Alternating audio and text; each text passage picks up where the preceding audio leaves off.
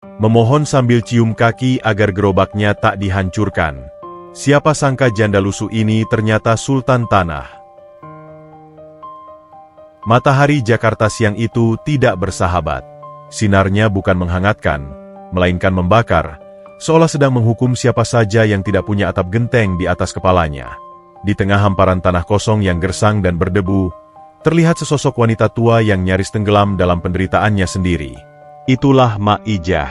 Usianya baru 55, tapi guratan nasib yang keras di wajahnya membuatnya tampak seperti nenek renta berumur 70 tahun.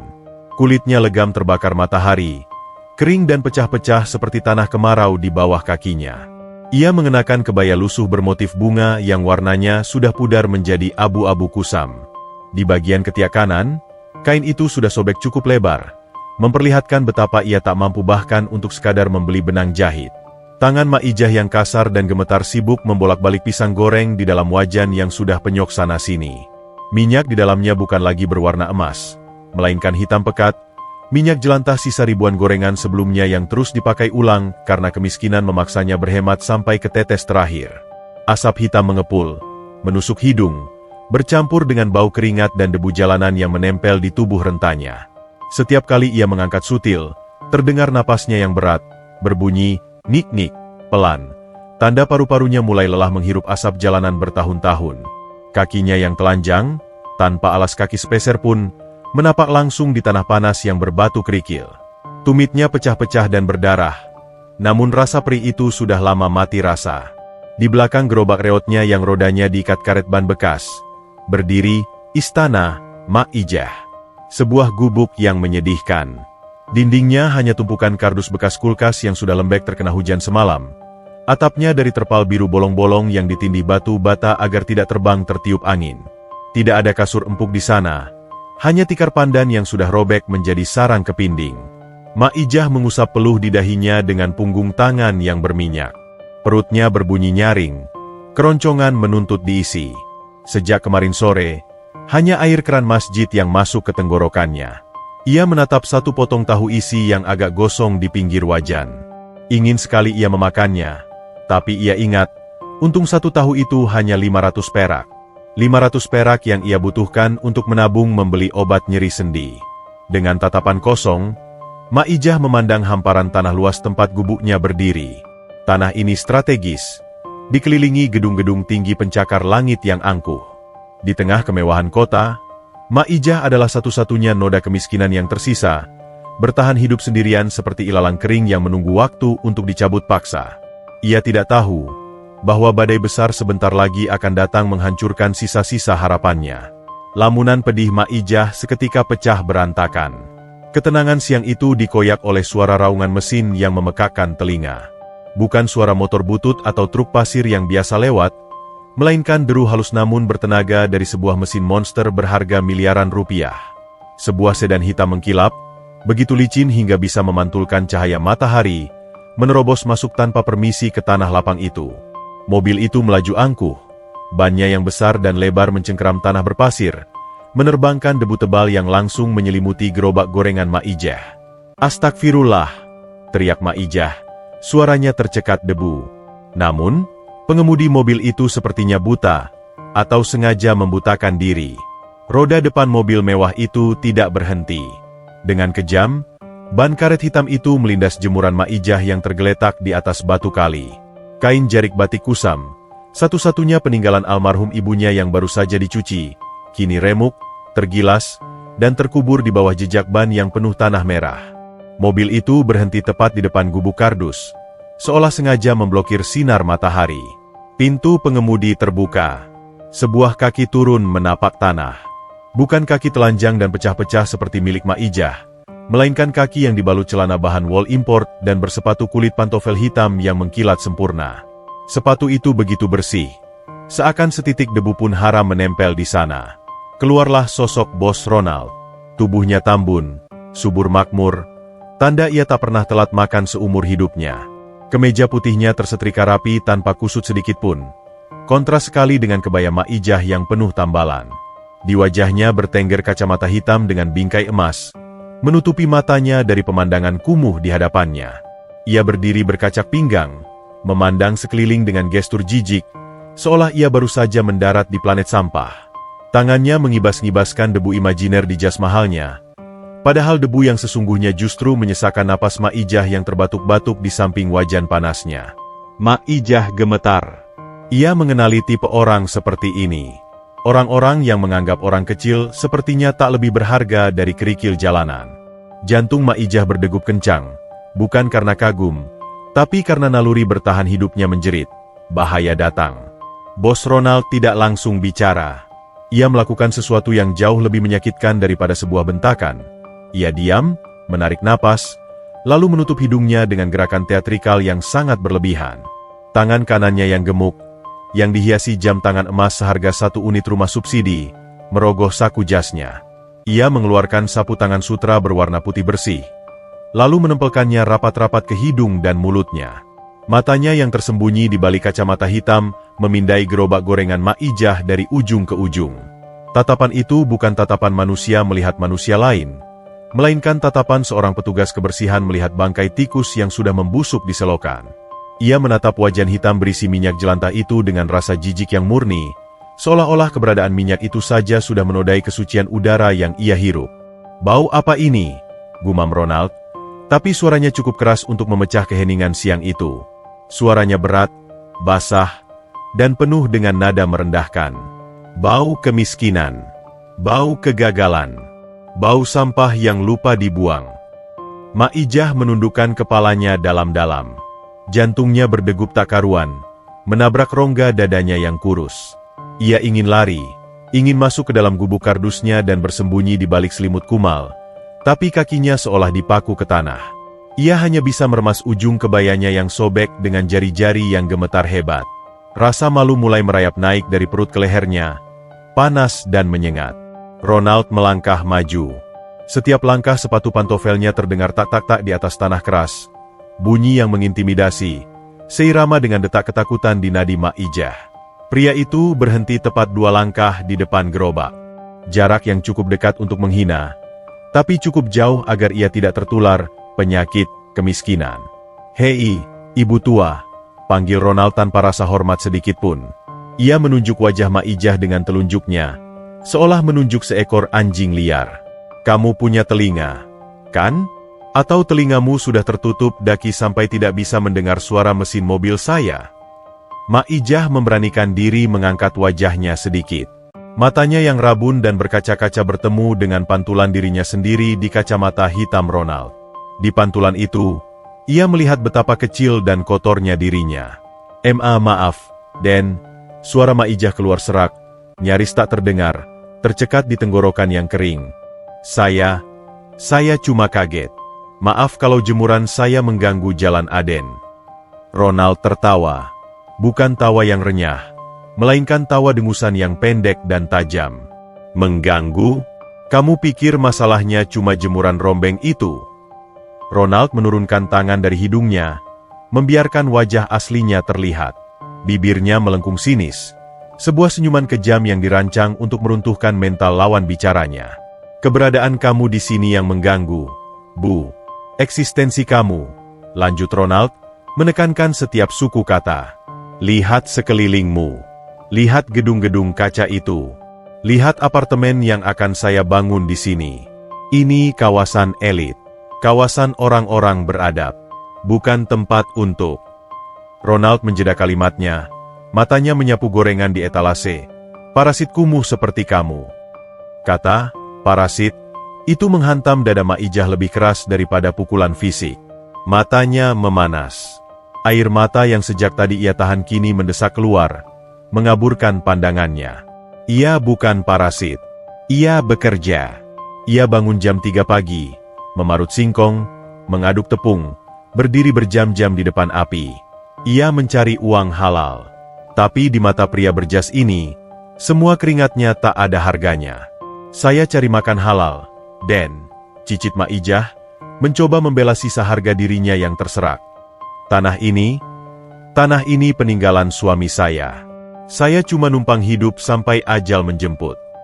Mendengar kata suami dan tanah, ekspresi Ronald berubah dari jijik menjadi marah. Wajahnya memerah.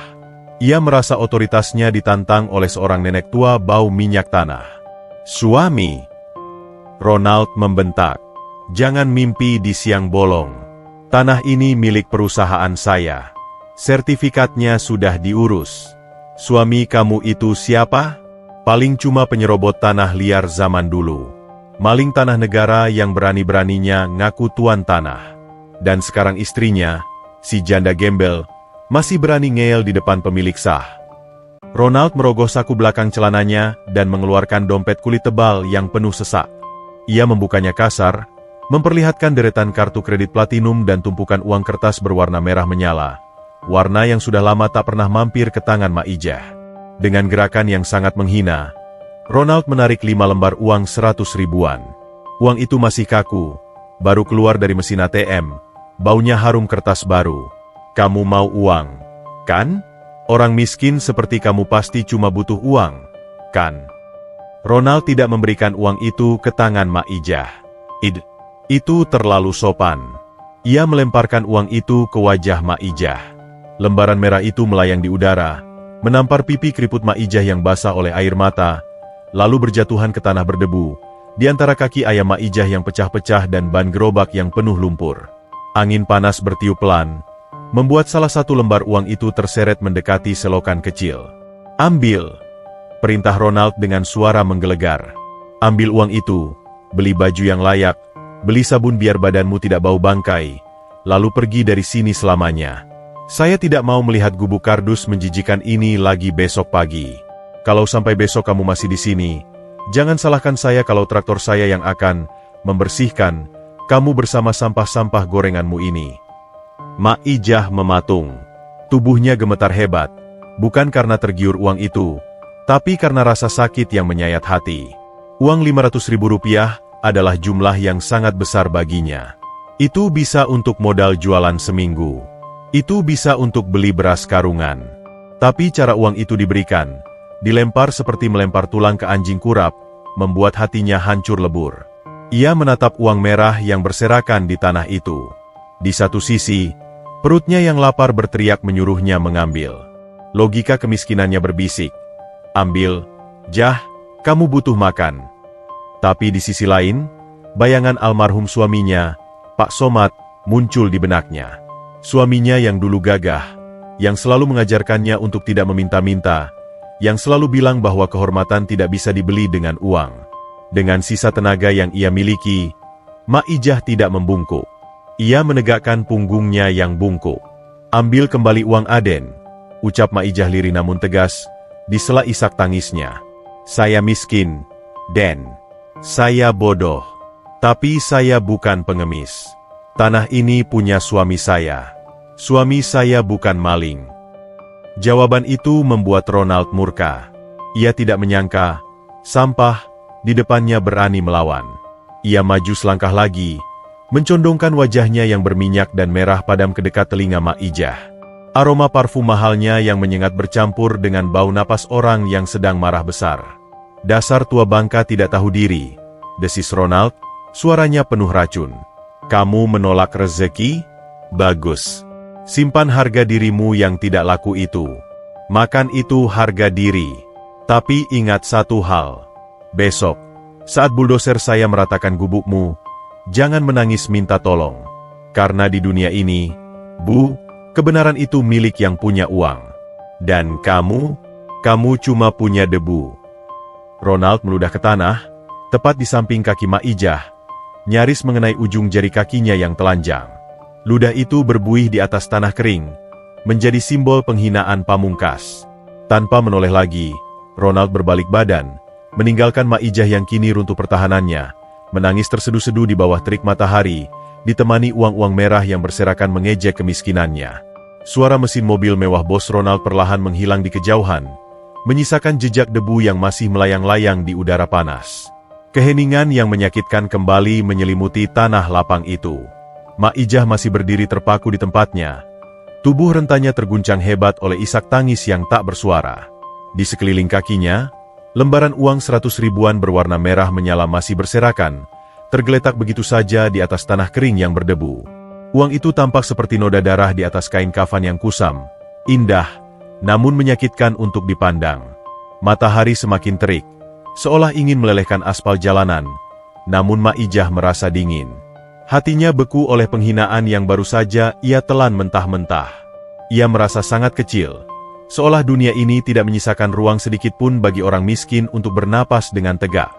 Ia ingin memungut uang itu karena perutnya lapar, tapi harga dirinya menahan tangannya tetap di sisi tubuh. Pertarungan batin itu membuatnya lemas, nyaris ambruk, jika saja tidak ada sepasang tangan kecil yang tiba-tiba menopang sikunya. "Ma!" Sebuah suara kecil, cempreng, namun penuh kekhawatiran menyapa telinganya. Maijah menoleh perlahan. Matanya yang buram oleh air mata menangkap sosok mungil yang sudah sangat ia kenal. Itu Budi, bocah laki-laki berusia 10 tahun yang nasibnya tak kalah malang dari kucing jalanan. Tubuhnya kurus kering. Tulang rusuknya samar-samar terlihat menonjol di balik kaos partai kedodoran yang warnanya sudah pudar menjadi kuning kecoklatan. Kulitnya hitam legam terbakar matahari. Rambutnya merah dan kaku karena sering terkena debu jalanan. Di punggungnya, tersandang sebuah gitar kentrung kecil buatan sendiri. Badannya dari jerigen plastik bekas oli, senarnya dari tali pancing yang disambung-sambung. Budi baru saja pulang dari kantornya di perempatan lampu merah. Ia melihat kejadian itu dari jauh. Ia melihat mobil mewah itu, ia melihat pria berjas itu meludah, dan ia melihat Maijah, satu-satunya orang yang pernah menganggapnya manusia, diperlakukan seperti sampah. Tanpa banyak bicara, Budi melepaskan gitar kentrungnya dan meletakkannya hati-hati di atas meja gerobak. Ia tidak berlari memungut uang yang berserakan itu untuk dirinya sendiri, meski ia tahu uang sebanyak itu bisa membelikannya nasi bungkus untuk sebulan. Budi justru berjongkok. Tangan kecilnya yang kotor dan penuh goresan aspal mulai memunguti lembaran uang itu satu persatu. Ia tidak memasukkannya ke saku. Dengan gerakan pelan dan hormat, Budi membersihkan debu yang menempel di uang kertas itu dengan ujung bajunya. Ia mengusap wajah pahlawan nasional di uang itu yang tertutup tanah, seolah sedang membersihkan wajah Maijah yang ternoda. Setelah bersih, ia menumpuk uang itu dengan rapi, lalu meletakkannya di sudut meja gerobak, jauh dari jangkauan tangan, seakan uang itu adalah benda beracun yang berbahaya. "Orang jahat itu udah pergi, Mak," kata Budi lirih. Ia berdiri di hadapan Maijah, mendongakkan kepalanya. Matanya yang bulat dan bening menatap wajah tua itu dengan ketulusan yang menggetarkan hati. "Jangan nangis lagi ya, Mak. Nanti matanya bengkak. Kalau Mak sakit, siapa yang marahin Budi kalau Budi nakal?" Budi mencoba melucu, tapi suaranya bergetar menahan tangis. Ia merogoh saku celana pendeknya yang bolong, mengeluarkan sebuah tisu kumal sisa pembagian di jalanan. Dengan berjinjit, ia mencoba mengusap air mata di pipi keriput Maijah. Tangan kecil itu terasa kasar, tapi sentuhannya lebih lembut dari sutra manapun yang dimiliki Bos Ronald. Maijah tak kuasa menahan haru. Ia meraih tangan kecil Budi dan menggenggamnya erat. Hangat. Di tengah kejamnya dunia, masih ada tangan kecil yang mau menyentuh kulit tuanya yang keriput. "Mak, enggak apa-apa, Bud," suara Maijah parau, mencoba tersenyum meski bibirnya gemetar. Cuma debu masuk mata. Kamu udah makan, Le?" Pertanyaan itu sederhana, tapi jawabannya terdengar jelas dari perut Budi. Kruyuk. Bunyi perut yang nyaring memecah suasana sendu itu. Budi tersenyum malu, memperlihatkan giginya yang gingsul. Ia menunduk, menggaruk kepalanya yang tidak gatal. "Belum dapat setoran, Mak. Tadi di lampu merah sepi. Ada razia Satpol PP, jadi Budi ngumpet di gorong-gorong dari pagi," jawab Budi polos. Ia tidak mengeluh, hanya melaporkan fakta hidupnya yang keras seolah itu berita cuaca. Hati Maijah teriris. Anak sekecil ini harus bersembunyi di selokan bau hanya untuk menghindari kejaran petugas. Sementara anak-anak orang kaya seusianya sedang tidur siang di kamar ber-AC. Rasa kasihan pada Budi seketika mengalahkan rasa sakit hati Maijah sendiri. Naluri keibuannya bangkit, memberinya kekuatan untuk bergerak.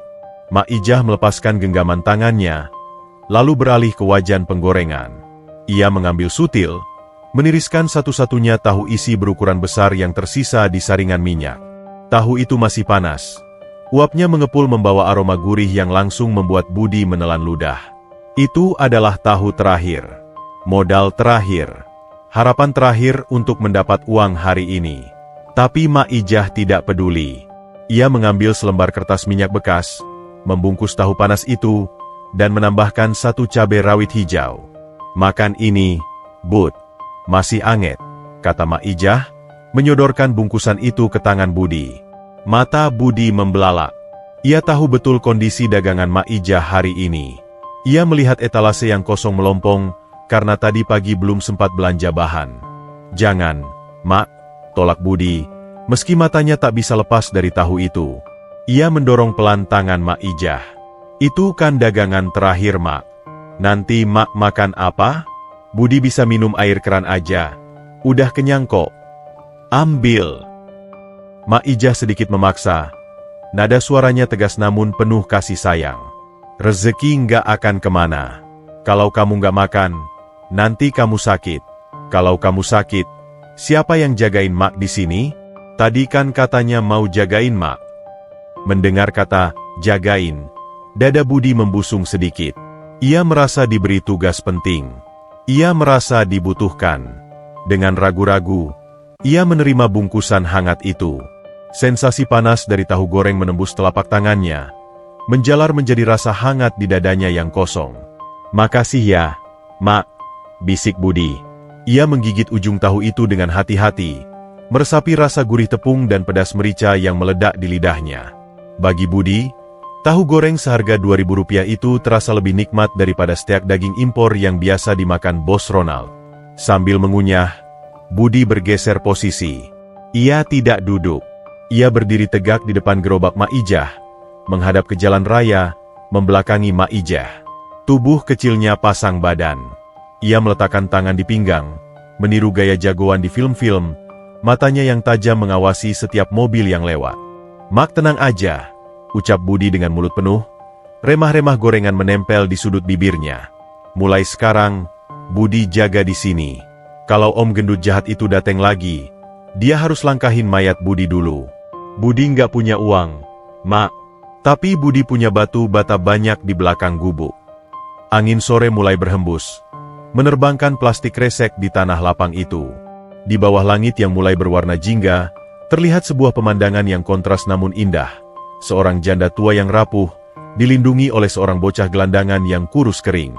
Dua jiwa yang terbuang, kini saling menopang, membentuk benteng pertahanan terakhir melawan ketidakadilan yang sebentar lagi akan datang menyerbu dengan kekuatan penuh.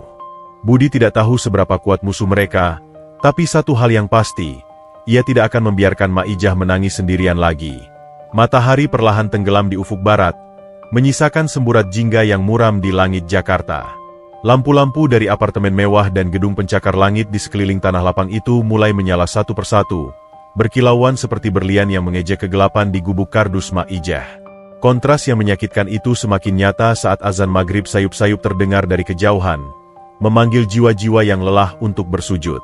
Di atas tikar pandan yang sudah robek di sana-sini, di depan gubuk yang dinding kardusnya mulai melengkung karena lembab malam, Mak Ijah dan Budi duduk bersila.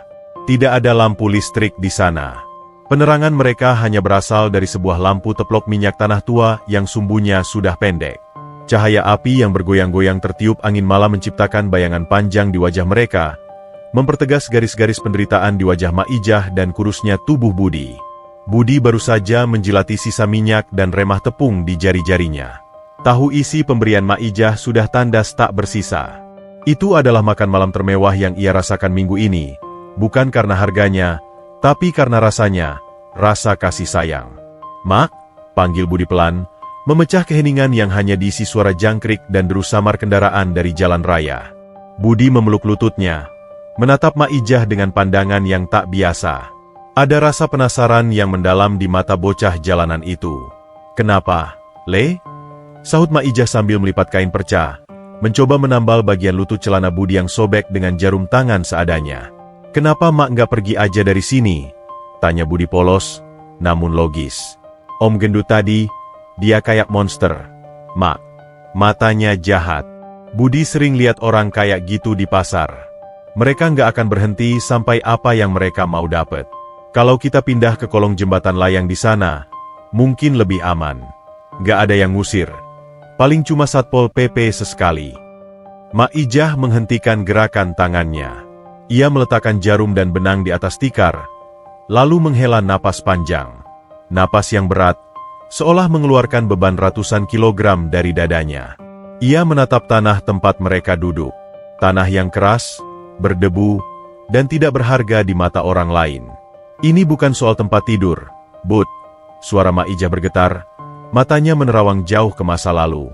Bagi orang lain, ini cuma tanah kosong, tempat buang sampah. Tapi bagi Mak, tanah ini adalah nyawa. Mak Ijah meraba lantai tanah di dekat tiang penyangga gubuknya. Tangannya mengusap tanah itu dengan lembut, seolah sedang mengusap kepala anak bayi. Dulu, 30 tahun lalu, di sini belum ada gedung-gedung tinggi itu, Bud. Di sini masih rawa, masih hutan bambu. Suami Mak, Bapak Somad almarhum, dia babat alas ini sendirian. Tangannya sampai berdarah-darah, kakinya penuh lintah, demi bikin rumah petak buat kami. Cerita Mak Ijah, air mata mulai menggenang di sudut matanya yang keriput. Budi mendengarkan dengan takzim, seolah sedang mendengarkan dongeng sebelum tidur yang tak pernah ia dapatkan seumur hidupnya. Bapakmu itu orang jujur, Bud. Dia kumpulin uang sedikit-sedikit dari hasil narik becak. Dia beli tanah ini sah. Ada suratnya. Ada cap jempolnya. Dulu kami bahagia di sini, walaupun cuma makan nasi garem, lanjut Mak Ijah. Senyum tipis mengembang di bibirnya, mengenang masa-masa indah yang kini terasa seperti mimpi. Tapi orang jahat selalu ada. Ayah dari si Om Gendut tadi, dia menipu Bapak. Dia bilang surat tanah kami hilang, padahal dia curi. Bapakmu sakit hati, Bud. Dia stroke karena memikirkan nasib Mak kalau dia nggak ada. Mak Ijah menoleh ke arah Budi. Air matanya kini menetes jatuh membasahi pipi. Ia memegang bahu kecil Budi dengan kedua tangannya. Cengkeramannya kuat, menyalurkan rasa sakit yang ia pendam bertahun-tahun. Sebelum Bapak meninggal, dia pegang tangan Mak erat-erat di gubuk ini. Dia bilang, "Jah, jangan pernah pergi dari tanah ini satu langkah pun. Apapun yang terjadi, ini hak kita. Ini keringat darah kita. Suatu hari nanti, Tuhan akan kirim orang baik yang bawa pulang keadilan buat kita." Itu wasiat Bapak, Bud. Itu janji Mak sama mayat suami Mak. Suara Mak Ijah pecah menjadi isak tangis yang tertahan. Kalau Mak pergi, Mak mengkhianati Bapak. Mak lebih baik mati tertimbun tanah ini daripada harus pergi dan membiarkan perampok itu menang. Budi tertegun. Anak sekecil itu tiba-tiba dipaksa memahami konsep kesetiaan dan kehormatan yang begitu agung. Ia tidak sepenuhnya mengerti hukum pertanahan, tapi ia mengerti satu hal. Mak Ijah sedang mempertahankan satu-satunya hal suci yang tersisa dalam hidupnya. Budi bergeser mendekat. Ia tidak tahu harus bicara apa. Ia hanya seorang anak yang dibuang orang tuanya di kardus mie instan saat bayi. Ia tidak pernah merasakan punya ayah yang memperjuangkannya, atau ibu yang setia menunggunya. Melihat Mak Ijah, ada ruang kosong di hati Budi yang tiba-tiba terisi. "Mak." Suara Budi serak. Ia memberanikan diri menyandarkan kepala kecilnya di bahu Mak Ijah. Bahu itu kurus dan tulangnya menonjol. Tapi bagi Budi, itu adalah sandaran paling nyaman di dunia. Budi nggak punya bapak. Budi nggak tahu rasanya punya tanah. Tapi Budi tahu rasanya sendirian. Mak Ijah terkejut dengan sentuhan itu, tapi kemudian ia melingkarkan lengannya yang lemah ke tubuh Budi, memeluknya erat. Aroma tubuh Budi yang apek karena keringat dan debu jalanan tidak mengganggunya. Justru itu aroma ketulusan. "Budi janji, Mak," bisik anak itu, matanya menatap nyalang ke kegelapan malam. "Mulai malam ini, Budi jadi anak Mak. Budi yang gantiin Pak Somad jagain Mak. Kalau besok orang-orang jahat itu datang lagi, Budi bakal gigit kaki mereka. Budi bakal lempar batu. Budi nggak akan biarin mereka nyentuh Mak lagi." Mak Ijah mengusap rambut merah dan kaku milik Budi. Hatinya yang tadi beku perlahan hangat. Ternyata Tuhan tidak tidur. Tuhan mengambil suaminya. Tapi malam ini, Tuhan mengirimkan seorang malaikat kecil berwujud pengamen dekil. "Makasih ya, Nak." Maka isak Mak Ijah mencium ubun-ubun Budi. Di bawah lantai tanah tempat mereka duduk, tepat di bawah tikar itu, tersembunyi sebuah kaleng biskuit berkarat yang dipendam dalam-dalam. Di dalamnya, tersimpan satu-satunya bukti yang bisa membalikan keadaan, sebuah dokumen tua yang dijaga nyawa oleh Pak Somad. Mak Ijah belum menceritakan hal itu pada Budi. Ia merasa belum waktunya. Ia hanya berharap, orang baik yang dijanjikan suaminya segera datang, sebelum rumah kardus ini rata dengan tanah. Malam semakin larut. Angin berhembus makin kencang, menggoyangkan dinding kardus hingga berbunyi krek-krek. Di kejauhan, terdengar suara anjing melolong. Firasat Mak Ijah tidak enak. Jantungnya berdebar kencang tanpa alasan. Ia merasa malam ini terlalu sunyi. Sunyi yang mencekam. Seolah-olah kegelapan di luar sana sedang menyusun rencana jahat untuk menyambut matahari esok hari. Dan benar saja, tanpa mereka sadari, di seberang jalan, di dalam sebuah mobil SUV hitam yang mesinnya dimatikan, sepasang mata sedang mengawasi gubuk itu melalui teropong malam. Bos Ronald tidak main-main dengan ancamannya. Dia tidak akan menunggu besok pagi. Dia ingin tikus-tikus itu hilang secepatnya. Mimpi indah Mak Ijah tentang masa lalu bersama suaminya hancur berkeping-keping dalam sekejap mata. Bukan oleh kokok ayam jantan yang menyambut pagi, melainkan oleh benturan keras yang mengguncang bumi. Berak! Suara itu terdengar seperti ledakan bom di telinga Mak Ijah yang sedang terlelap. Gubuk kardus mereka bergetar hebat. Debu-debu dari atap terpal jatuh menimpa wajahnya. Belum sempat nyawanya terkumpul, cahaya putih yang sangat menyilaukan menembus celah-celah dinding kardus, mengubah kegelapan malam menjadi terang benderang yang menyakitkan mata. Budi tersentak bangun. Matanya terbelalak ketakutan. "Mak, ada gempa, Mak?" teriaknya panik. "Bukan, Le. Bukan gempa," bisik Mak Ijah. Tubuhnya gemetar hebat. Instingnya bekerja lebih cepat daripada logikanya. Ia tahu siapa yang datang. Ia tahu iblis tidak pernah menunggu matahari terbit.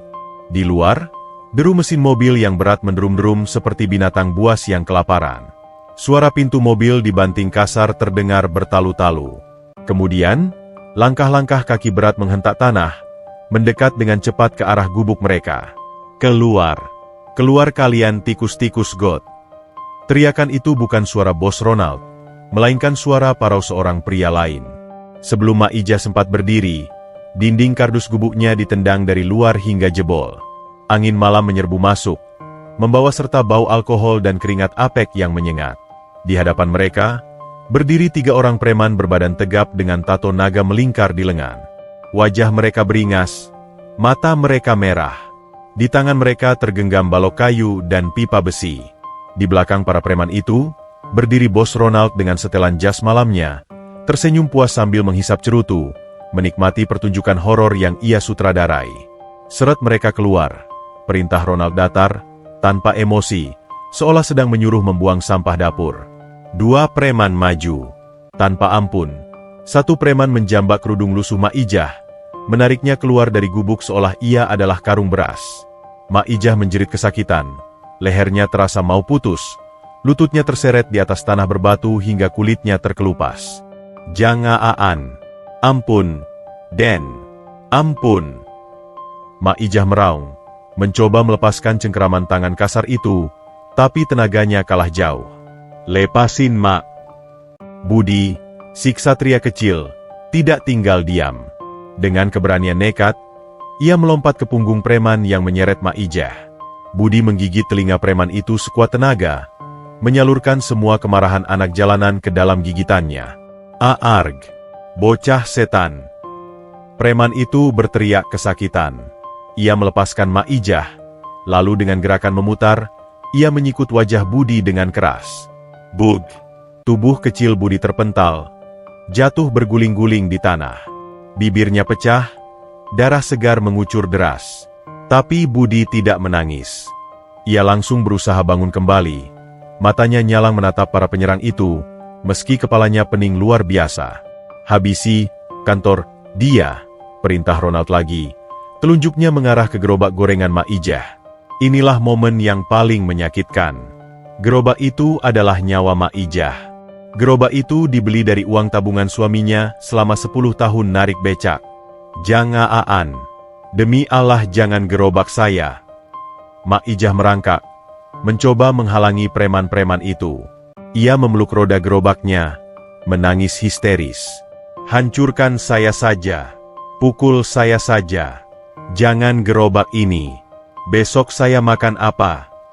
Tapi permohonan orang miskin tidak terdengar di telinga mereka.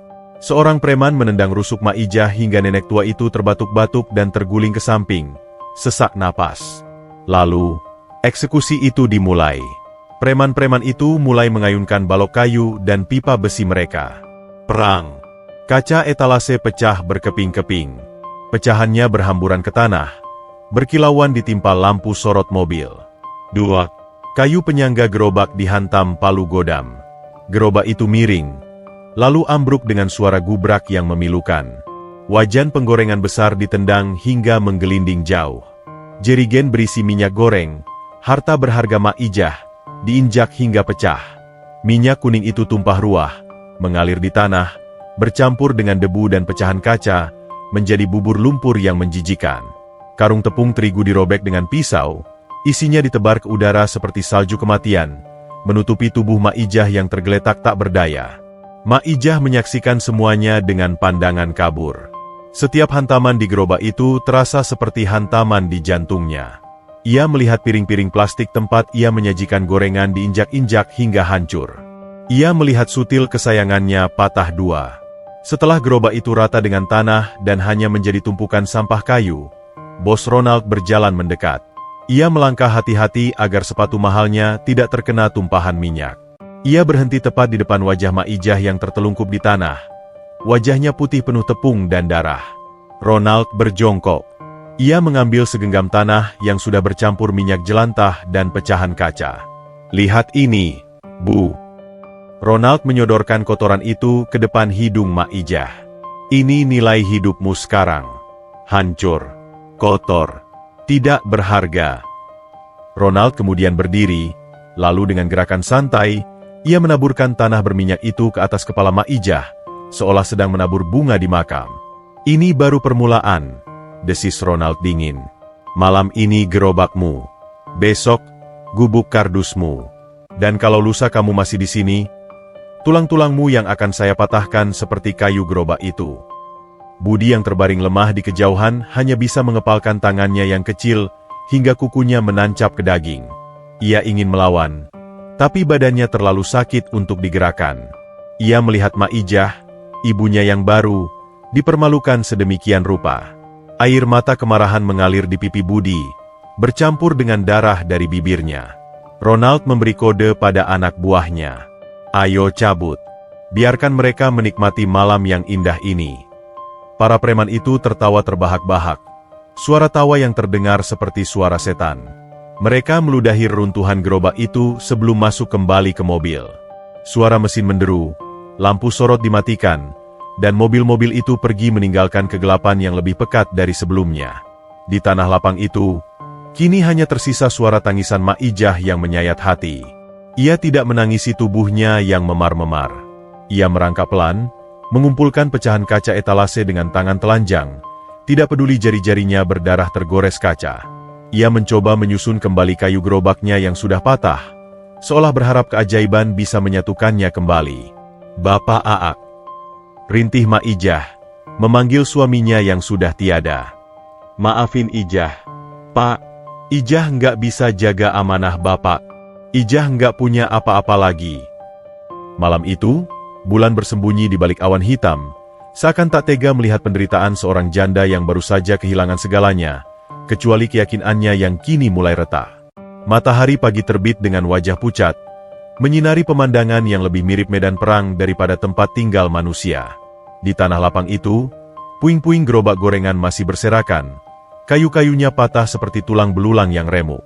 Minyak goreng yang tumpah semalam kini telah meresap ke dalam tanah, meninggalkan bercak hitam besar yang dikerubungi lalat hijau. Maijah duduk bersimpuh di samping sisa-sisa rodanya. Matanya bengkak, bibirnya kering pecah-pecah. Ia tidak tidur sedetik pun. Di pangkuannya, kepala Budi terkulai lemah. Bocah itu tertidur karena kelelahan menangis, dengan pipi lebam membiru bekas pukulan preman semalam.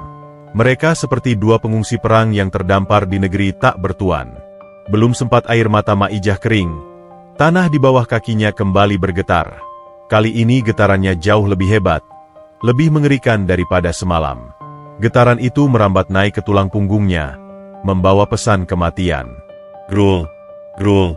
Suara itu berat, menderu, dan mekanis. Dari ujung jalan, muncullah mimpi buruk yang sesungguhnya.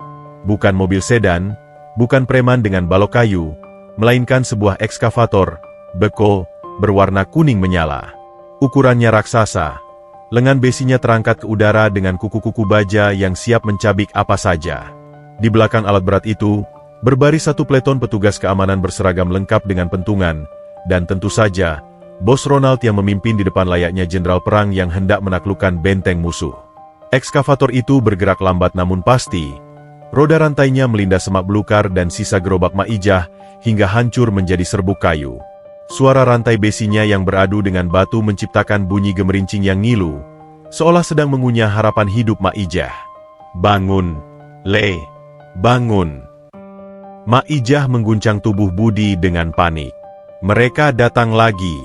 Kita harus selamatkan barang-barang. Budi tersentak bangun. Matanya nanar melihat monster kuning yang semakin mendekat. Ketakutan murni terpancar dari wajah bocah itu. Ia melihat Istana Kardus, tempat mereka berteduh dari hujan, tempat mereka berbagi cerita semalam, kini menjadi target penghancuran. Bos Ronald mengangkat tangannya, memberi isyarat agar alat berat itu berhenti tepat 5 meter di depan gubuk. Ia turun dari mobil jeep terbuka, mengenakan helm proyek putih bersih yang berkilau. Ia membawa pengeras suara, toa, kecil. Perhatian warga liar. Suara Ronald menggema. Sengaja dikeraskan agar orang-orang yang lewat di jalan raya menoleh. Waktu kalian habis. Saya sudah berbaik hati memberi peringatan. Sekarang, minggir atau tertimbun. Tidak ada negosiasi. Tidak ada kemanusiaan. Tunggu. Tunggu sebentar, Pak. Maijah berlari terseok-seok ke depan ekskavator, merentangkan kedua tangannya yang kurus di depan buket baja raksasa itu. Ia tampak seperti semut yang mencoba menahan gajah. Di dalam masih ada foto suami saya. Ada baju-baju saya. Tolong kasih waktu 5 menit. 5 menit saja buat ambil barang. Ronald tertawa. Suaranya menggema lewat toa, terdengar sember dan menyakitkan telinga. Barang? Tumpukan sampah itu kau sebut barang? Tidak ada waktu. Proyek ini sudah terlambat gara-gara nenek peot sepertimu. Ronald menoleh ke arah petugas keamanan. Singkirkan sampah masyarakat ini. Kalau melawan, seret saja. 4 orang petugas berbadan tegap maju serempak. Mereka tidak memperlakukan Maijah sebagai orang tua. 2 orang memegang lengan kiri dan kanan Maijah, lalu menariknya paksa menjauh dari gubuk. Lepasin. Saya mau ambil foto Bapak. Lepasin. Maijah meronta sekuat tenaga. Kakinya menendang-nendang udara, tapi cengkeraman petugas itu terlalu kuat. Sendi bahunya terasa mau lepas. Kerudungnya terlepas, memperlihatkan rambut putihnya yang acak-acakan, membuatnya tampak seperti orang gila. Jangan sakiti emak. Budi, dengan sisa tenaga terakhirnya, berlari menerjang kaki salah satu petugas. Ia menggigit betis petugas itu sampai tembus celana seragamnya. Aduh, dasar anak gembel.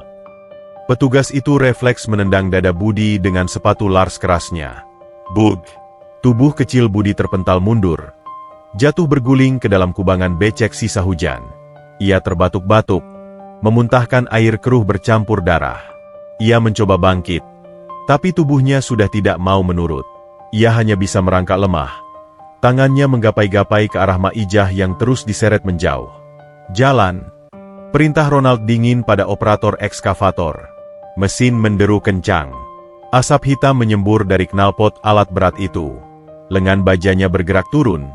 Kuku-kukunya mengarah lurus ke atap gubuk kardus. Tidak aak! Teriak Maijah histeris. Suaranya pecah, menyayat hati siapa saja yang punya nurani. Matanya terbelalak lebar, menyaksikan detik-detik kehancuran dunianya. Kera-aak. Hanya dalam satu ayunan, kuku baja itu merobek atap terpal dan menghancurkan dinding kardus. Gubuk yang dibangun dengan susah payah itu runtuh seketika, rata dengan tanah. Tidak ada perlawanan dari struktur kardus yang rapuh itu. Ekskavator itu maju lagi, melindas reruntuhan itu, memutar roda rantainya di atas tempat Maijah biasa tidur, memastikan tidak ada yang tersisa selain sampah. Maijah melihat kaleng bekas tempat ia menyimpan beras penyet, hancur gepeng. Ia melihat bantal kumalnya terkoyak. Kapuknya berterbangan ke udara seperti salju duka cita. Dan yang paling menyakitkan, ia melihat bingkai foto almarhum suaminya. Satu-satunya foto yang ia miliki, tergilas roda besi, kacanya hancur, wajah suaminya tertimbun tanah merah. Semuanya habis. Rata. Petugas keamanan melepaskan Maijah. Nenek tua itu langsung ambruk. Lututnya menghantam tanah. Ia tidak lagi berteriak. Suaranya sudah habis. Ia hanya bisa merangkak menuju runtuhan gubuknya. Tangannya yang gemetar menggali-gali tanah bekas gubuk itu, mencoba menyelamatkan potongan foto suaminya, tapi yang ia dapatkan hanya pecahan kaca yang melukai jarinya. Darah menetes dari ujung jarinya, bercampur dengan tanah sengketa itu. Kerumunan orang yang menonton di pinggir jalan hanya diam. Ada yang merekam dengan HP, ada yang berbisik kasihan, tapi tidak ada satupun yang berani maju. Ketakutan terhadap kekuasaan Ronald membungkam mulut mereka. Ronald berjalan mendekat ke arah Maijah yang sedang menangis memeluk tanah. Ia berdiri menjulang di atasnya, menutupi sinar matahari.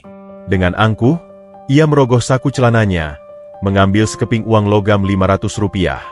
Ting! Ia menjatuhkan koin itu tepat di atas kepala Maijah. Itu ganti rugi untuk gubuk sampahmu, hina Ronald sambil tersenyum puas. Anggap saja saya sedang beramal. Sekarang, pergi dari tanah saya. Kalau nanti sore saya lihat kamu masih meratap di sini, saya akan kubur kamu hidup-hidup jadi pondasi apartemen saya. Ronald berbalik badan, berjalan gagah menuju mobilnya diiringi tawa para petugas keamanan. Ekskavator itu dimatikan mesinnya, berdiri kaku seperti monster yang kenyang setelah memangsa korban. Tinggallah Maijah dan Budi di tengah lapangan luas itu.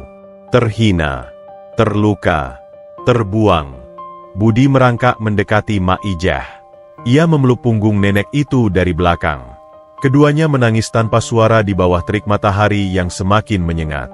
Di titik ini, kematian terasa lebih indah daripada harus melanjutkan hidup. Maijah menatap langit biru yang cerah, bertanya dalam hati, "Ya Allah, di mana keadilan MU? Kenapa engkau biarkan orang jahat menang? Apa salah hamba?" Namun, Maijah tidak tahu. Di seberang jalan, di dalam sebuah mobil sedan hitam berplat khusus yang kaca jendelanya gelap, seorang pria parubaya berpakaian rapi sedang mengepalkan tangannya kuat-kuat melihat kejadian itu. Ia menahan diri untuk tidak keluar sekarang. Ia menunggu momen yang tepat. Momen, the signal. Tapi bagi Maijah saat ini, dunia sudah berakhir. Ini adalah titik nadir. Titik nol. Titik di mana manusia kehilangan segalanya, bahkan harapan. Debu yang beterbangan perlahan mulai mengendap kembali ke bumi. Matahari siang kini berada tepat di atas kepala, menyorot tanpa ampun ke arah puing-puing kehidupan Maijah yang telah rata dengan tanah. Ekskavator kuning itu sudah dimatikan. Operatornya pergi makan siang, meninggalkan mesin pembunuh itu terparkir angkuh di tengah ladang pembantaian. Kerumunan penonton bubar satu persatu, kembali ke kehidupan nyaman mereka, melupakan tragedi yang baru saja mereka tonton sebagai hiburan gratis. Maijah masih bersimpuh di sana. Lututnya lecet, telapak tangannya berdarah karena terkena pecahan kaca. Tapi anehnya, air matanya sudah berhenti mengalir. Tangisannya kering, digantikan oleh tatapan kosong yang perlahan berubah menjadi tajam. Ia menoleh ke samping, melihat Budi yang terbaring lemah dengan napas tersengal-sengal. Wajah bocah itu lebam, kaosnya robek, dan ada jejak darah kering di sudut bibirnya. Melihat Budi, anak yang tidak berdosa, anak yang bukan darah dagingnya tapi rela pasang badan demi dirinya, sesuatu meledak di dalam dada Maijah. Rasa sakit itu bertransformasi menjadi energi panas yang membakar. Tidak. Batin Maijah menjerit. Aku boleh diinjak. Aku boleh mati. Tapi anak ini tidak boleh menderita gara-gara aku yang lemah. Ingatan Maijah melesat mundur ke malam sebelumnya. Ke percakapannya dengan Budi. Ke janji suaminya. Ke titik di mana ia biasa meletakkan kepalanya saat tidur di dalam gubuk. Budi. Panggil Maijah serak. Ia mengguncang bahu anak itu pelan. Budi, bangun, nak. Kita belum kalah. Budi membuka matanya yang bengkak sebelah. Mak, rumah kita udah habis. Mak. Belum, Le. Pondasinya masih ada. Ucap Mak Ijah misterius. Dengan sisa tenaga yang entah datang dari mana, Mak Ijah merangkak ke tengah bekas tapak gubuknya. Ia mencari-cari tanda. Matanya menyapu tanah yang sudah diaduk-aduk oleh roda rantai ekskavator. Ia mencari patok kayu kecil yang ia tanam di pojok gubuk. Penanda rahasia yang hanya ia dan almarhum suaminya yang tahu. Itu dia. Patok itu sudah patah tergilas, tapi akarnya masih tertanam. Tanpa mempedulikan kukunya yang patah dan jari-jarinya yang perih, Mak Ijah mulai menggali. Ia mencakar tanah keras yang bercampur batu kerikil itu dengan tangan telanjang. Ia menggali seperti orang kesurupan. Tanah merah masuk ke sela-sela kukunya. Darah menetes dari luka barunya. Tapi ia tidak berhenti. Mak, ngapain? Budi bingung. Tapi melihat kegigihan Mak Ijah, ia ikut merangkak mendekat. Budi bantuin, Mak.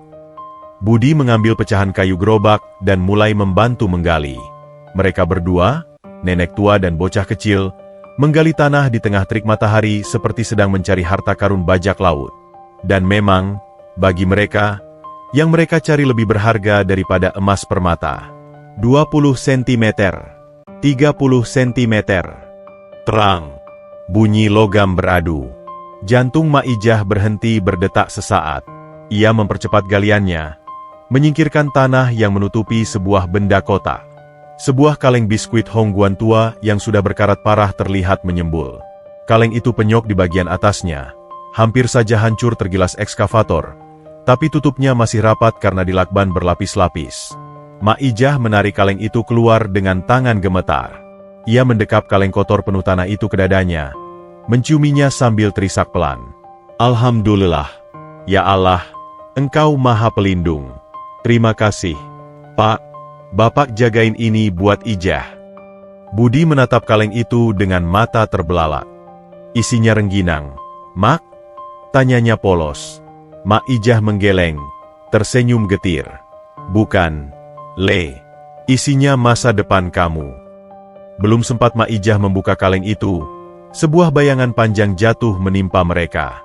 Suara pintu mobil tertutup terdengar sangat halus. Blam. Berbeda jauh dengan bantingan pintu mobil Ronald. Mak Ijah mendongak. Di pinggir jalan raya, terparkir sebuah mobil sedan hitam panjang yang sangat mewah. Merknya Mercedes-Benz S-Class terbaru, dengan plat nomor khusus berwarna hitam doff. Tidak ada sirine berisik, tidak ada pengawalan norak. Mobil itu memancarkan aura kekuasaan yang tenang namun absolut. Dari pintu belakang, turun seorang pria berusia 50-an. Rambutnya memutih rapi, mengenakan setelan jas abu-abu tua yang potongannya sempurna, dasi sutra biru tua, dan sepatu yang bersih tanpa noda. Di tangannya, ia memegang sebuah tas kerja kulit. Pria itu tidak memakai kacamata hitam. Ia tidak takut menatap matahari. Ia berjalan tenang melewati puing-puing gerobak, melewati genangan minyak, langkahnya mantap menuju Mak Ijah. Para pekerja proyek yang sedang istirahat di kejauhan terdiam. Mereka tidak tahu siapa orang ini, tapi insting mereka mengatakan ini bukan orang sembarangan. Aura wibawanya membuat udara di sekitar terasa berat. Pria itu berhenti tepat di depan Mak Ijah yang masih memeluk kaleng biskuit. Ia tidak jijik. Ia justru perlahan berlutut, meletakkan satu lututnya di atas tanah kotor tanpa ragu, menyejajarkan tingginya dengan Mak Ijah. Mata Mak Ijah menyipit, mencoba mengenali wajah pria itu di balik kerutan usia. Nyonya Ijah, sapa pria itu. Suaranya bariton, lembut, dan sangat sopan. Jauh berbeda dengan bentakan Ronald. Saya Ijah, jawab Mak Ijah ragu. Pria itu tersenyum hangat. Matanya berkaca-kaca melihat kondisi wanita tua di depannya. Saya Hartono, Bu. Masih ingat saya? 30 tahun lalu, mahasiswa hukum miskin yang sering dikasih makan gratis sama Pak Somad waktu masih narik becak. Mata Mak Ijah membelalak. Ingatannya kembali. Pemuda kurus berkacamata tebal yang dulu sering belajar di pos kamling, yang sering dibawakan nasi bungkus sisa oleh suaminya. Di Hartono. Betul, Bu. Hartono mengangguk takzim. Ia meraih tangan Mak Ijah yang kotor dan penuh darah, lalu mencium punggung tangan itu dengan penuh hormat, seolah sedang mencium tangan ibunya sendiri. Maafkan, saya baru datang sekarang.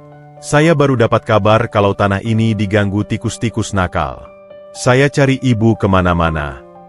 Mak Ijah menangis lagi, tapi kali ini tangis lega. Bapakmu bener. Har? Bapakmu bilang orang baik bakal dateng. Mak Ijah menyodorkan kaleng biskuit berkarat itu. Ini. Bapakmu nyimpen ini taruhannya nyawa. Tolong. Har, tolong bapakmu. Hartono menerima kaleng itu dengan kedua tangan. Ia membuka lakbannya dengan hati-hati. Tutup kaleng terbuka. Di dalamnya, terbungkus plastik berlapis-lapis. Terdapat sebuah dokumen tua dengan kertas yang sudah menguning tapi stempel Garudanya masih jelas terlihat berwarna merah. Juga ada tumpukan surat girik asli dari tahun 1960-an. Hartono memeriksa dokumen itu sekilas dengan mata ahlinya. Senyum tipis yang dingin dan mematikan muncul di bibirnya. Sempurna, bisik Hartono. Ia menatap Mak Ijah dan Budi bergantian. Dokumen ini bukan cuma bisa mengusir mereka, Bu. Ini bisa memiskinkan mereka sampai keturunan ke-7.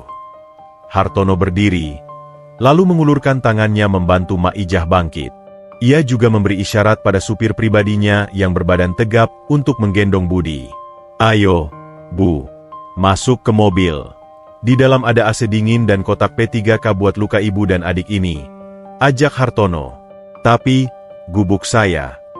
Mak Ijah menoleh ke reruntuhan. Tinggalkan, kata Hartono tegas namun menenangkan. Biarkan puing-puing itu jadi saksi bisu. Nanti sore, kita akan kembali ke sini. Tapi ibu tidak akan kembali sebagai korban. Ibu akan kembali sebagai pemilik. Mak Ijah mengangguk. Ia berjalan tertatih dituntun oleh pengacara kondang itu menuju mobil mewah. Saat pintu mobil ditutup, kesunyian kabin yang kedap suara memisahkan mereka dari panas dan debu di luar. Di dalam mobil yang sejuk, Hartono mengeluarkan ponsel pintarnya. Ia menekan satu tombol panggilan. Halo, Pak Kapolda? Ya, saya Hartono. Saya butuh bantuan Bapak sore ini. Ada kasus penyerobotan tanah dan penganiayaan berat yang dilakukan oleh PT Ronald Property. Korbannya keluarga saya. Ya, saya tunggu pasukan Bapak jam 4 sore di lokasi. Bawa media sekalian. Kita buat ini jadi berita nasional. Hartono menutup telepon. Ia menatap Mak Ijah yang sedang membersihkan wajah Budi dengan tisu basah. Istirahatlah sebentar, Bu, kata Hartono lembut. Kumpulkan tenaga. Nanti sore, ibu harus terlihat kuat saat menunjuk hidung si Ronald itu. Biar dia tahu, dia salah memilih lawan. Di luar, operator ekskavator yang baru selesai makan siang menatap bingung ke arah mobil mewah yang perlahan melaju pergi. Ia merasakan firasat buruk. Awan hitam mulai berkumpul lagi di langit. Tapi kali ini, petirnya bukan akan menyambar gubuk kardus, melainkan menyambar gedung pencakar langit Ronald. Matahari sore mulai condong ke barat, melemparkan bayangan panjang di atas tanah sengketa yang kini sunyi senyap. Bekas gubuk Mak Ijah sudah rata, hanya menyisakan tanah merah yang terluka. Di atas, kuburan, rumah Mak Ijah itu, Bos Ronald sedang menggelar pesta kemenangan kecil-kecilan. Sebuah meja lipat diletakkan tepat di titik di mana Mak Ijah biasa sholat. Di atasnya, tersaji botol wine mahal dan gelas-gelas kristal. Ronald tertawa lepas bersama para mandor proyek dan preman kepala keamanannya. Mereka bersulang, mendentingkan gelas, merayakan terusirnya hama yang selama ini menghambat proyek miliaran rupiah mereka. Akhirnya bersih juga pemandangan, ujar Ronald sambil menyesap anggurnya. Kakinya dengan santai menginjak sisa kain perca milik Mak Ijah yang tertinggal di tanah. Mulai besok, kita pasang pagar seng. Jangan sampai ada gelandangan lain yang masuk. Tanah ini sekarang resmi jadi gold mine. Siap, bos. Hebat strategi bos. Mentalin orang miskin memang harus pakai teror, sahut kepala preman sambil terkekeh menjilat atasan. Namun, tawa mereka terhenti mendadak di tenggorokan. Dari kejauhan, terdengar suara gemuruh yang aneh. Awalnya pelan, lalu makin lama makin keras, menggetarkan aspal jalanan. Itu bukan suara truk proyek. Itu suara sirine. Bukan satu, bukan dua, tapi puluhan. Iung, iung, iung. Ronald mengerutkan kening, menurunkan gelasnya. Ada pejabat lewat? Saya tidak dengar ada jadwal kunjungan gubernur hari ini. Belum sempat pertanyaannya terjawab, iring-iringan kendaraan itu muncul di tikungan jalan. Pemandangan itu membuat nyali siapapun yang melihatnya menciut. Dua motor Forager polisi militer membelah jalan dengan agresif, diikuti oleh 3 mobil patroli polisi dengan lampu rotator biru menyala-nyala. Di belakangnya, berbaris 3 sedan Mercedes-Benz hitam mengkilap, dan ditutup oleh sebuah truk taktis Brimob. Konvu itu tidak lewat. Mereka berbelok tajam, menerobos masuk area tanah lapang, mengepung posisi Ronald dan anak buahnya. Debu beterbangan, lebih dahsyat daripada saat Ronald datang tadi pagi. Kali ini, debu itu membawa aroma hukum. Mobil-mobil itu berhenti melingkar, menciptakan barikade besi yang mengurung Ronald. Pintu-pintu mobil terbuka serentak. Puluhan personil polisi bersenjata lengkap turun dengan sigap, laras senapan mengarah ke langit, namun mata mereka tajam mengawasi para preman Ronald. Preman-preman yang tadi garang memukul Budi, kini langsung kicep, mengangkat tangan gemetar. Nyali mereka ciut seketika melihat seragam coklat dan hitam yang membanjiri lokasi. Ronald panik, tapi egonya masih terlalu tinggi. Ia membanting gelas kristalnya ke tanah. Hei, apa-apaan ini? Siapa komandan kalian? Saya kenal pejabat BPN. Kalian tidak tahu siapa saya? Teriaknya dengan wajah merah padam. Dari mobil sedan paling tengah, mobil dengan plat nomor paling sakti, keluarlah Hartono, sang pengacara senior. Penampilannya tenang, dingin, kontras dengan kepanikan Ronald. Ia merapikan jasnya sejenak, lalu berjalan mendekat. Tapi ia tidak sendiri. Ia membukakan pintu belakang. Dan turunlah dia. Ratu kita hari ini, Ma Ijah. Ia sudah tidak memakai kebaya sobek yang bau keringat. Ia mengenakan baju kurung sederhana namun bersih berwarna putih, pemberian istri Hartono. Luka di wajahnya sudah diperban rapi. Ia tidak lagi membungkuk. Punggungnya tegak. Di sampingnya, berdiri Budi, yang juga sudah mandi dan memakai kemeja kotak-kotak baru yang agak kebesaran. Budi memegang sebuah gulungan kertas besar di pelukannya, berdiri gagah bak panglima perang cilik. Mata Ronald terbelalak, hampir keluar dari rongganya. Mulutnya menganga tak percaya. Kau, nenek gembel. Kau bawa siapa ini? Kau sewa aktor bayaran dari mana? Hartono tersenyum sinis. Ia berjalan melewati garis polisi, diikuti Ma Ijah, langsung menuju ke hadapan Ronald. Tutup mulutmu yang bau alkohol itu. Suara Hartono datar tapi menggelegar penuh wibawa.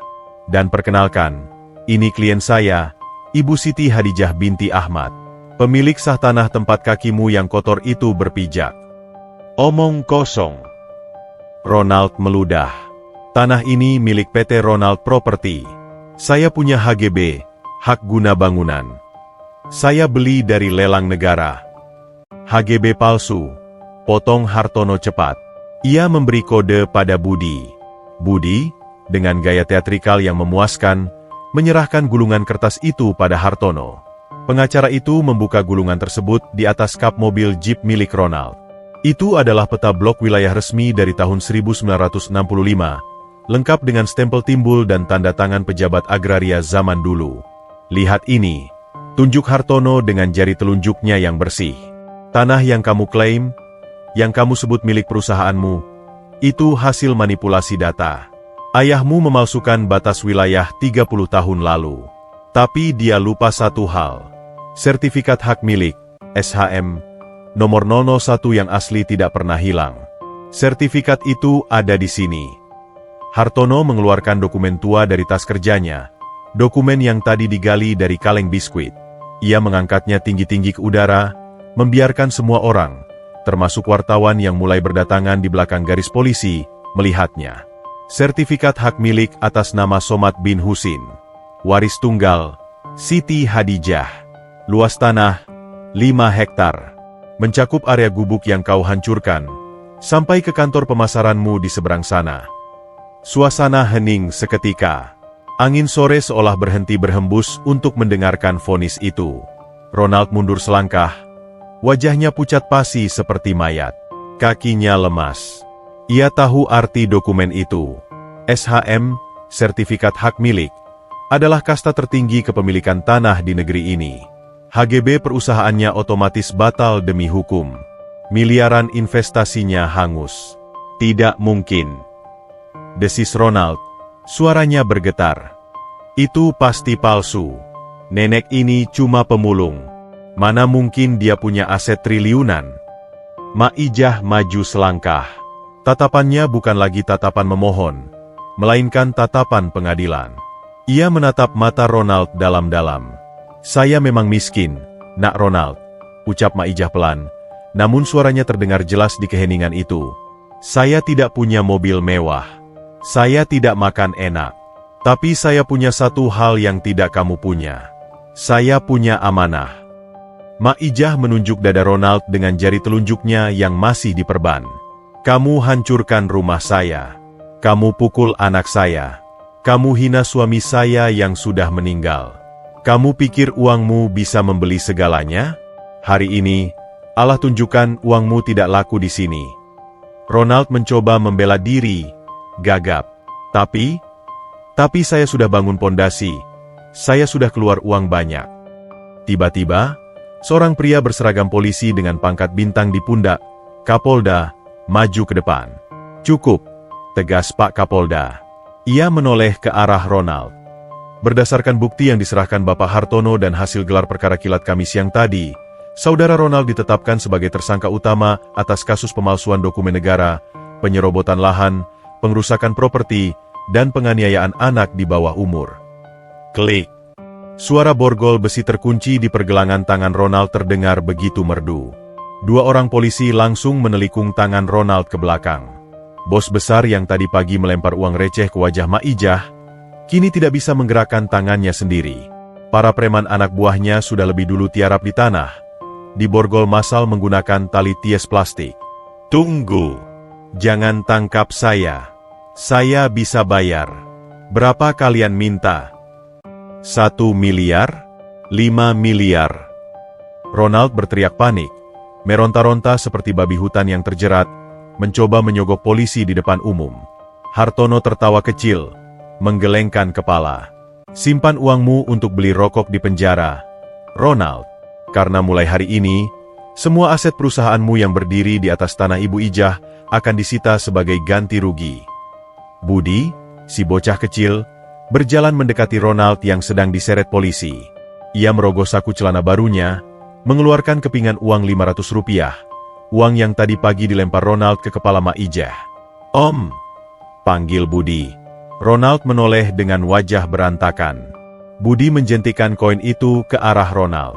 Koin itu memantul di dahi Ronald. Ting! Kembaliannya, Om, kata Budi sambil tersenyum polos. Buat ongkos ke penjara. Momen itu direkam oleh puluhan kamera wartawan. Flash kamera berkilauan. Wajah Ronald yang terhina, dan wajah Budi yang tersenyum puas, akan menjadi headline berita nasional besok pagi. Maijah tidak tertawa. Ia hanya menarik napas panjang, menghirup udara sore yang kini terasa sangat lega, bebas dari bau arogansi. Ia melihat puing-puing gubuknya. Memang masih hancur, tapi tanah di bawahnya kini terasa kokoh. Tanah ini telah kembali. 6 bulan telah berlalu sejak insiden penggerebekan yang menghebohkan itu. Namun, bagi Maijah, rasanya seperti baru kemarin ia tidur beralaskan tanah. Bedanya, pagi ini ia tidak dibangunkan oleh bentakan preman atau deru buldoser, melainkan oleh kicauan burung kutilang yang bertengger di jendela kamar tidurnya yang besar dan sejuk. Di ruang tengah sebuah rumah joglo modern yang asri, yang kini berdiri gagah di sudut tanah sengketa itu, sebuah televisi layar datar menyiarkan berita pagi. Budi, yang kini tubuhnya sudah berisi, kulitnya bersih terawat, dan rambutnya dipotong rapi model cepak, duduk menonton sambil menyantap sarapan nasi goreng sosis. Ia mengenakan seragam SD merah putih yang licin tersetrika, lengkap dengan dasi dan topi. Tidak ada lagi Budi si pengamen dekil. Yang ada adalah Budi, pelajar teladan yang cerdas. Di layar televisi, wajah yang dulu sangat angkuh kini tampak menyedihkan. Pemirsa, Pengadilan Negeri Jakarta Pusat hari ini resmi menjatuhkan vonis 20 tahun penjara kepada Ronald Sasmita, mantan Direktur Utama PT Ronald Property. Suara pembawa berita terdengar jernih. Kamera menyorot Ronald yang berjalan tertunduk dikawal petugas lapas. Ia mengenakan rompi tahanan berwarna oranye mencolok. Kepalanya botak, wajahnya kusam dan dipenuhi jerawat stres. Tubuhnya kurus, kehilangan lemak kemakmuran yang dulu ia banggakan. Tidak ada lagi jam tangan emas, tidak ada jas licin. Saat wartawan menyodorkan mikrofon, Ronald hanya bisa menutupi wajahnya dengan tangan yang gemetar, menghindari sorot kamera yang dulu ia cari-cari. Selain hukuman badan, hakim juga memutuskan penyitaan seluruh aset pribadi terdakwa untuk mengganti kerugian negara dan para korban mafia tanah lainnya. Ronald Sasmita dinyatakan bangkrut total. Mak Ijah keluar dari kamarnya, membawa nampan berisi susu hangat untuk Budi. Ia berhenti sejenak, menatap layar televisi itu. Tidak ada dendam di matanya, hanya rasa kasihan yang mendalam melihat manusia yang tersesat begitu jauh karena keserakahan. Sudah, Bud. Matikan TV-nya. Nanti kamu telat sekolah, kata Mak Ijah lembut. Ia kini mengenakan gamis sutra berwarna hijau pupus yang elegan, dengan kerudung lebar yang menutup dada. Wajahnya berseri-seri, kerutan penderitaan perlahan memudar digantikan cahaya ketenangan ibadah. Siap, Bu. Budi mematikan TV dengan remote, lalu meneguk susunya sampai habis. Ia menyalami tangan Mak Ijah, menciumnya takzim. Budi berangkat dulu ya, Bu. Pak supir udah nunggu di depan. Belajar yang rajin, Nak. Ingat pesan ibu, jangan sombong. Kita dulu juga orang susah. Pesan Mak Ijah sambil mengusap kepala anak angkatnya itu. Ingat, Bu. Budi nggak akan jadi kayak om jahat di TV itu, jawab Budi mantap, lalu berlari riang keluar rumah menuju mobil jemputan sekolahnya. Sepeninggal Budi, Mak Ijah berjalan keluar menuju beranda rumah. Ia memandang hamparan tanah 5 hektar miliknya.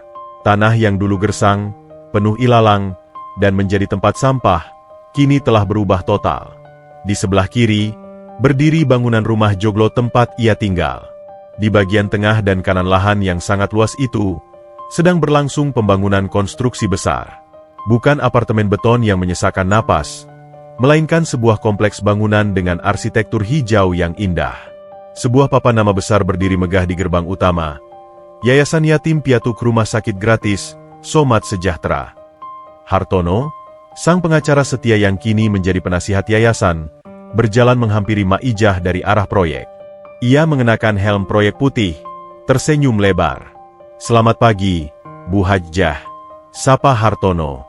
Panggilan itu terdengar pantas, karena bulan depan Mak Ijah dijadwalkan berangkat umroh bersama Budi. Progres pembangunan asrama putra sudah 80%. Insya Allah bulan depan kita sudah bisa menampung 100 anak jalanan gelombang pertama. Mak Ijah tersenyum.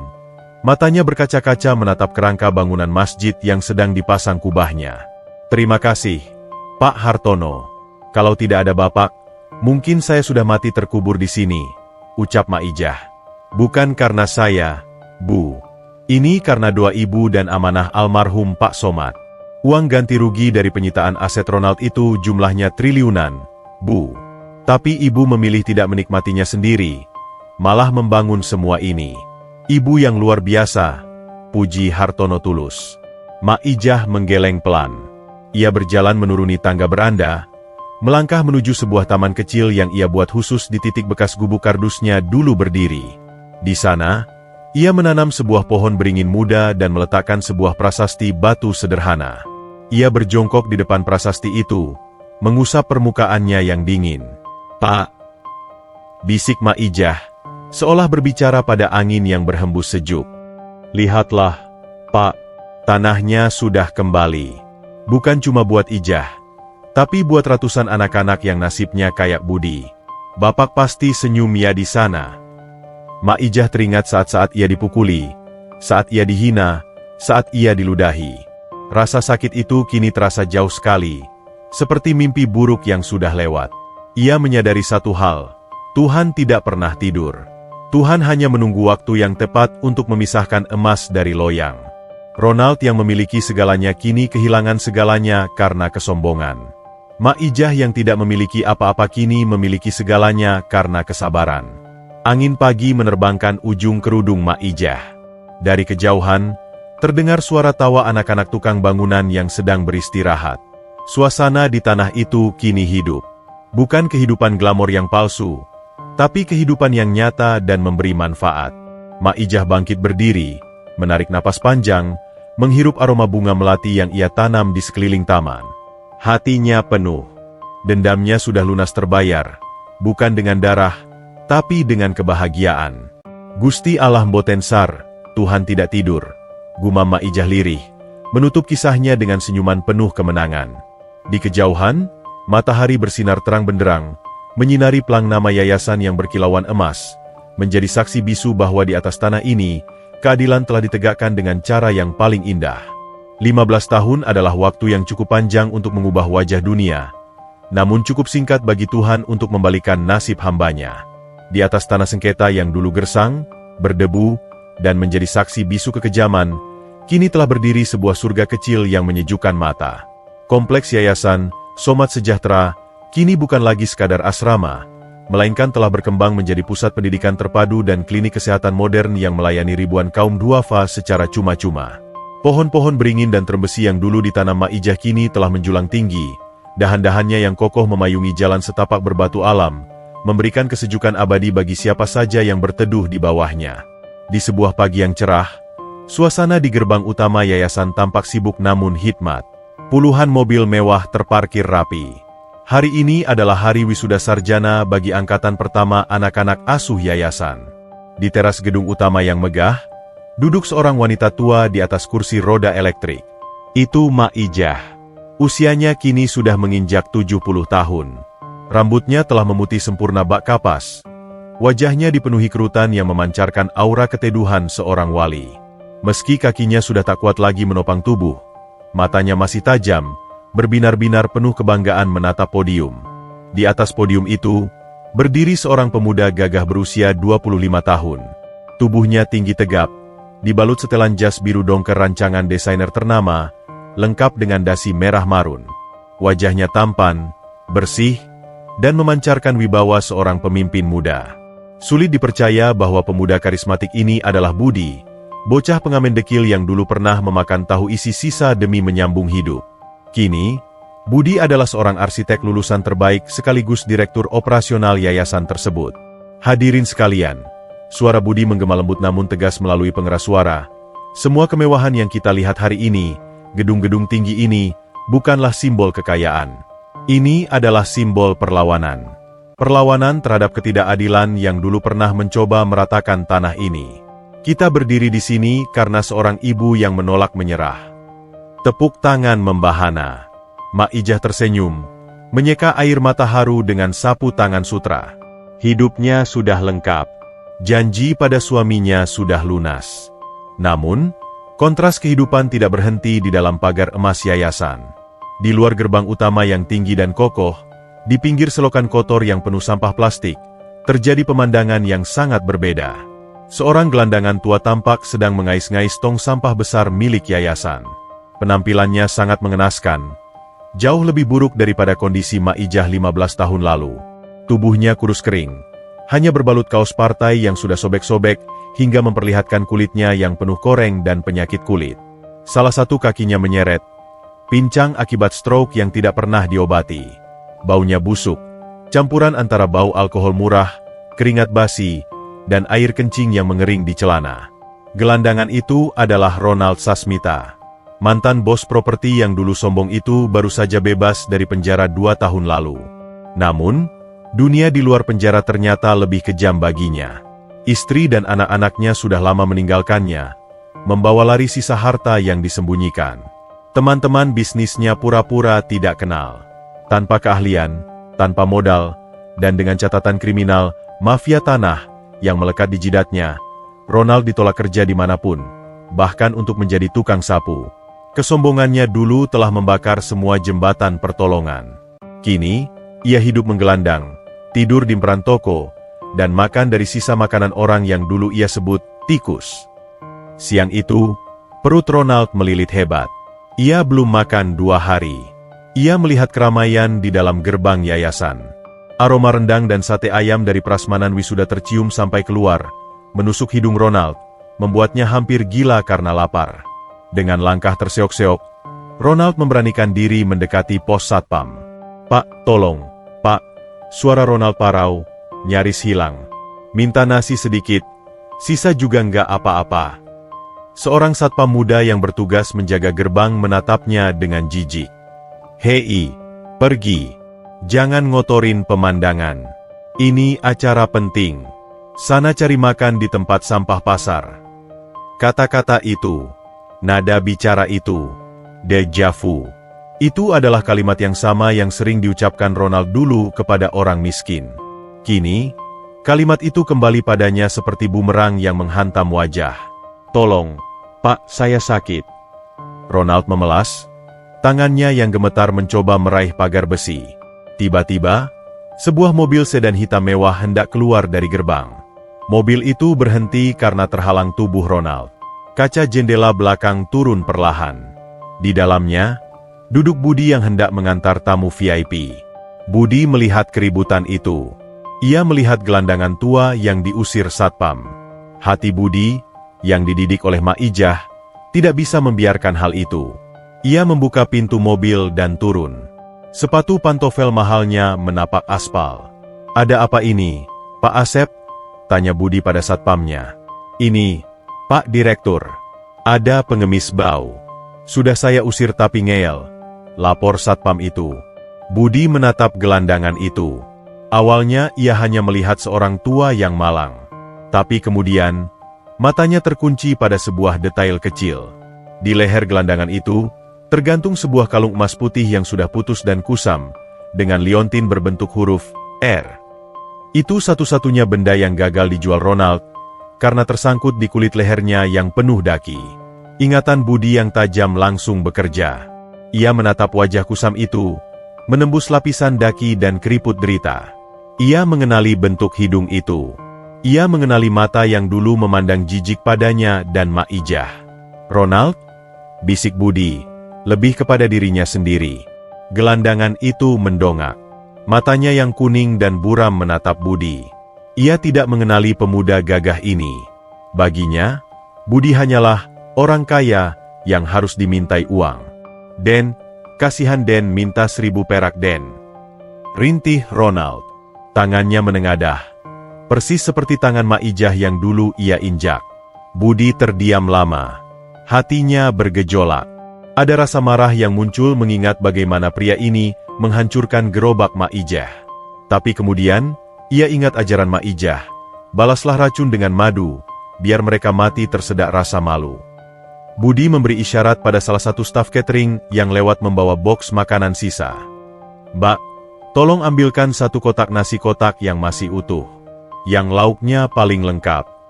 Staf itu berlari mengambilkan nasi kotak VIP, ayam bakar, rendang, sambal goreng hati, dan kerupuk udang. Budi menerimanya, lalu berjongkok di depan Ronald.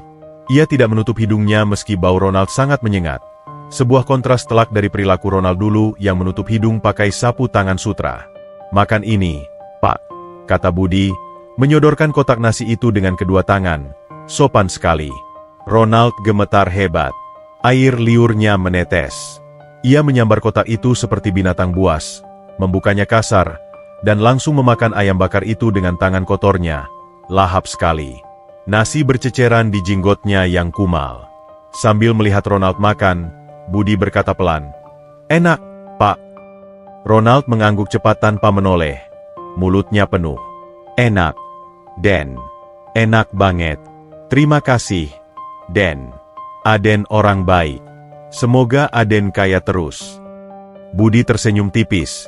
Senyum yang mengandung ribuan makna. Dulu, 15 tahun lalu, di tempat Bapak duduk ini, ada seorang anak kecil yang kelaparan. Dia cuma punya 1 tahu isi. Tapi tahu itu ditendang oleh seorang pengusaha kaya. Kunyah Ronald terhenti. Tangannya kaku di udara. Ia perlahan menoleh ke arah Budi. Matanya membesar. Otaknya yang sudah lamban dipaksa memutar memori lama. Tanah ini, posisi ini, wajah pemuda ini, Gingsul di gigi Budi saat tersenyum masih sama. Au. Suara Ronald tercekat. Nasi di mulutnya terasa seperti pasir berduri. Kau, bocah pengamen itu. Dan wanita tua di sana. Budi menunjuk ke arah teras gedung, di mana Mak Ijah sedang melihat mereka dari kejauhan dengan tatapan tenang. Itu wanita yang Bapak sebut sampah. Sekarang, dia adalah pemilik tanah tempat Bapak mengemis makanan. Kotak nasi di tangan Ronald terjatuh.